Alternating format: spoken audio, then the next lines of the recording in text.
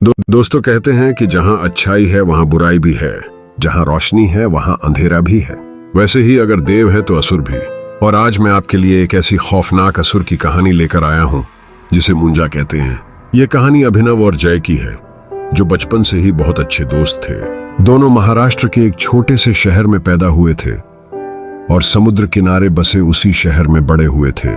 पर आज का दिन कुछ अलग था। आज अभिनव का 18 बर्थडे था। जय ने अभिनव के बर्थडे के लिए एक बहुत ही स्पेशल आइडिया सोच रखा था। वह अभिनव को रात 12 बजने से ठीक पहले ही एक बीच पर ले गया और 12 बजते ही जय अभिनव को हैप्पी बर्थडे विश किया और अपने बैग से एक शराब की बोतल निकाली।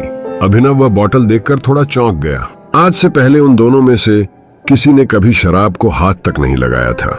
जय ने अभिनव से कहा कि यह उसकी बर्थडे सेलिब्रेशन का ही एक हिस्सा है। अभिनव भी अपनी लाइफ में एक नया एक्सपीरियंस लेना चाहता था, इसलिए उसने जय की बात झट से मान ली। वह दोनों समुद्र के किनारे काफी देर तक बैठकर शराब पीते रहे। कुछ देर बाद जय को जोर से टॉयलेट आ गया। वो उठकर एक पेड़ के पास टॉयलेट करने चला गया, लेकिन नशे में धुत जय ने यह देखा ही नहीं कि वह पेड़ कोई आम पेड़ नहीं बल्कि एक पीपल का पेड़ था। टॉयलेट करते हुए अचानक से जय के सर पर एक पत्थर आ पड़ा। जय ने पेड़ की तरफ सर उठाकर देखा तो उसे वहां कोई नहीं दिखा। इतने में अभिनव भी उस पेड़ के पास आ गया। उसके हाथ में एक खाली बोतल थी और उसने मजाक में उस बोतल को जोर से जय के पास फेंका। वह बोतल सीधा उस पीपल के पेड़ पर जा लगी और उसके टुकड़े टुकड़े हो गए। पर उस बोतल के पेड़ पर लगते ही एक अजीब सी आवाज आई, ऐसी आवाज जैसे कोई जानवर गुस्से में गुर्रा रहा हो। 1 मिनट के लिए अभिनव और जय दोनों ही शांत हो गए, लेकिन कुछ ही पलों बाद वह आवाज आना बंद हो गई। तभी अचानक से जय ने नीचे पड़े टूटे हुए कांच के टुकड़ों में से एक पीस उठाया और उस पेड़ के तने पर कांच के टुकड़े से अपने और अभिनव के नाम के फर्स्ट लेटर्स लिख दिए। जय ने पेड़ पर उस कांच को खरोचते हुए कहा, अभिनव, अब यह दिन हमें हमेशा याद रहेगा। उसके इतना बोलते ही उस पीपल के पेड़ की डालियां जोर जोर से हिलने लगी और कुछ ही सेकंड्स में एक बड़ी सी टहनी सीधा आकर जय के सर पर गिरी और जय वहीं बेहोश हो गया। यह देखकर अभिनव का नशा मानो 1 सेकंड में चूर हो गया हो। वह जल्दी से जय के पास गया और उसे होश में लाने की कोशिश करने लगा। तभी अभिनव को अपने पीछे से एक आवाज आई, मानो पेड़ से कुछ नीचे गिरा हो। अभिनव ने जैसे ही पीछे मुड़कर देखा, उसके पैरों तले जमीन खिसक गई। उसके ठीक पीछे एक काली सी परछाई थी, जिसकी 2 नीली आंखें अंधेरे में चमक रही थीं। अभिनव को अपनी नजरों पर विश्वास ही नहीं हो रहा था। अभिनव को लगा कि जो भी उसके पीछे है वह कोई ना कोई सुपरनैचुरल क्रीचर है। वह जैसे ही उस जीव से दूर जाने के लिए भागा, उस जीव ने उस पर हमला कर दिया। उसके बड़े बड़े नाखून अभिनव की पीठ में घुस गए, लेकिन चीखता हुआ अभिनव जैसे तैसे उस जीव की पकड़ से छूटा और वहां से दूर भाग गया।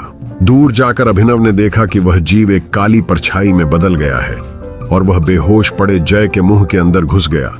और तभी अचानक जय अपनी बेहोशी से उठ खड़ा हुआ। अभिनव दूर से उसका नाम बार बार पुकार रहा था, पर जय मानो सुन होकर एक ही जगह पर खड़ा था। उसकी आंखें पूरी तरह से नीली पड़ चुकी थीं और वह बस वहां एक पुतले की तरह खड़ा था। तभी अचानक से जय जमीन की तरफ झुका और उसने वहां पर पड़े टूटे हुए कांच का एक टुकड़ा उठा लिया और अपनी शर्ट फाड़कर अपनी छाती पर उसी कांच के टुकड़े से वह जय लिखने लगा, ठीक वैसे ही जैसे उसने उस पीपल के पेड़ पर लिखा था। यह सब देखकर अभिनव की रूह कांप गई थी। सुबह के 5 बज चुके थे और समुद्र के ऊपर से अब सूरज उगता दिखने लगा था। जय के ऊपर जैसे ही सूरज की रोशनी गई, जय अचानक से होश में आ गया। ऐसा लग रहा था कि जैसे उसे अपने साथ हुई कोई भी चीज याद नहीं थी और वह अपने सीने पर बने घाव को देखकर बहुत ज्यादा घबरा गया था। उसके बाद वह दोनों चुपचाप अपने घर चले गए। उस दिन शाम होते ही जय की तबीयत खराब होने लगी। जय अपने बिस्तर पर लेट तो, पर उसे बिल्कुल भी नींद नहीं आ रही थी। उसके दिमाग से उस जीव की शक्ल निकल ही नहीं रही थी। तभी जय को अपने कमरे से किसी के गुर्राने की आवाज आने लगी। आवाज ठीक वैसे ही थी जैसी उन्हें कल उस पेड़ के पास से आ रही थी। जय इतना घबरा गया कि उसने डर के मारे अपनी आंखें बंद कर ली और चादर को अपने मुंह पर चढ़ा लिया।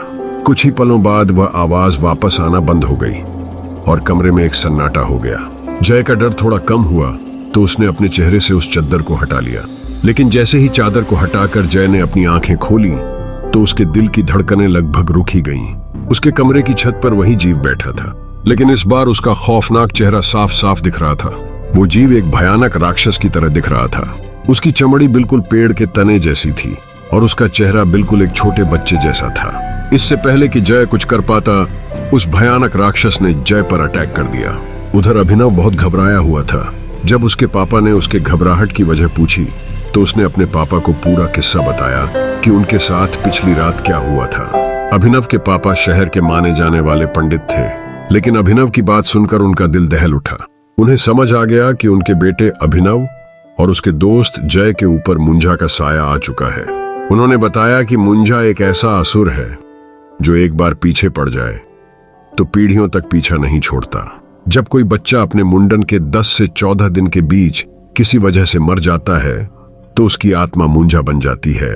मुंजा एक गुस्से से भरे बच्चे की तरह होता है और पीपल के पेड़ पर रहता है, और अगर कोई उस पीपल के पेड़ से छेड़खानी करे तो वह उस इंसान के पीछे पड़ जाता है।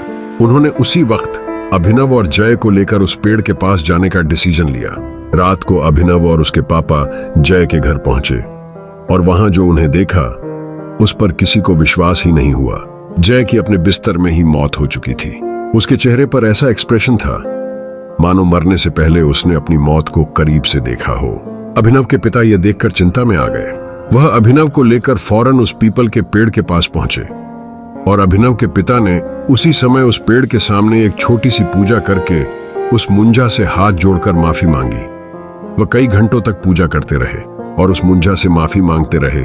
जैसे ही सूर्य उदय हुआ वो दोनों अपने घर वापस आ गए। उस दिन के बाद से अभिनव को कभी वो मुंजा नहीं दिखा, लेकिन अभिनव ने अपने सबसे करीबी दोस्त को खो दिया था। आज भी अभिनव शराब को हाथ नहीं लगाता और रात के समय पीपल के पेड़ के पास से कभी नहीं गुजरता।